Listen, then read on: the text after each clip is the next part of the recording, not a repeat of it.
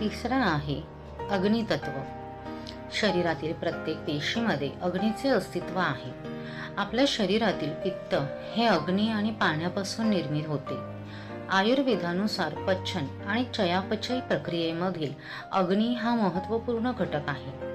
खाल्लेले अन्न पचविणे, शोषणे व रूपांतरित करणे ही कार्ये अग्नीद्वारे केली जातात.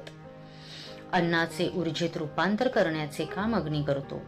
शरीरातील सर्व महत्त्वपूर्ण कामांसाठी जसे की पोषण, ताकद, वासना, कांती, जगण्याची उर्मी, आरोग्य, ओज, तेज आणि प्राण या सर्वासाठी अग्नीच कारणीभूत आहे.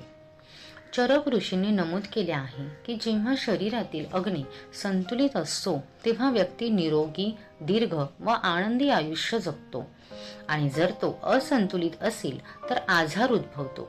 म्हणूनच पचनक्रिया आणि ऊर्जा वाढवण्यासाठी रम ह्या मंत्राचे उच्चारण करावे. त्याची मुद्रा आहे अनामिका म्हणजे रिंग फिंगर आणि अंगठा.